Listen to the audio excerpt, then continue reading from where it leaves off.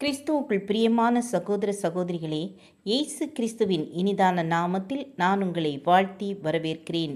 இன்றைய தினம் நாம் தியானிப்பதற்காக தெரிந்து கொண்ட வேத வசனம் சங்கீதம் 109 30 கர்த்தரை நான் என் வாயினால் மிகவும் துதித்து அநேகர் நடுவிலே அவரை புகழுவேன். இரத்தத்திற்கீடானது மீட்பானால், இரக்கத்திற்கீடானது மன்னிப்பானால், ஆத்துமாவுக்கீடானது ஜாதிகளானால், துதித்தலுக்கீடானது தெய்வ ஆசீர்வாதங்கள். துதியின் வல்லமையையும் ஆசீர்வாதங்களை அறியாத வாலிப வயதில் ஜான் வெஸ்லி துதிக்கிறவர்களை கேலி செய்து கொண்டு வந்தார். தனது 21ஆம் வயதில் கல்லூரியில் படித்து கொண்டிருக்கும் போது ஒரு ஏழை சுமை தூக்குகிறவனை சந்தித்தார். ஏழையாயிருந்த அந்த போற்றர் கந்தல் வஸ்திரங்களை உடுத்தியிருந்தாலும், பசியோடு போராடினாலும் உற்சாகமாய் கர்த்தரை துதித்து கொண்டிருந்ததை ஜான் வெஸ்லி கண்டு ஆச்சரியப்பட்டு போனார். உனக்கு துதிப்பதற்கு என்ன வேண்டி கிடக்கிறது என்றார்.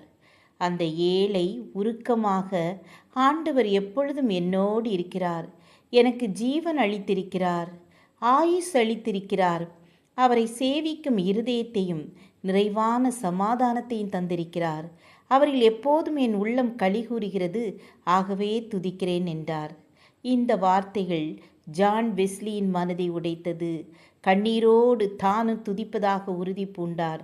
வாழ்நாளெல்லாம் கர்த்தரை துதித்தவர் 88 வயது முதிர்ந்தபோது சொன்னார், நான் இன்னும் துதிப்பேன், என் மூச்சு உள்ளவரை அவரை துதிப்பேன் என்றார். தேவ அன்பால் நிறைந்த தாவீது, நான் உயிரோடு இருக்க மட்டும் கர்த்தரை துதிப்பேன், நான் உள்ளளவும் என் தேவனை கீர்த்தனம் பண்ணுவேன் என்றார் மகிழ்ச்சியோடு. ஆம், எனக்கன்பானவர்களே, கர்த்தர் பெரியவரும் மிகவும் புகழப்படத்தக்கவருமாயிருக்கிறார். அவருடைய மகத்துவம் ஆராய்ந்து முடியாது என்று சங்கீதம் 145:3 வாசிக்கிறோம். நாமும் கர்த்தரை பாடி மைமைப்படுத்தி அவருக்குள் சமாதானத்தோடு வாழ்ந்து இருப்போம். ஜெபம் செய்வோம்.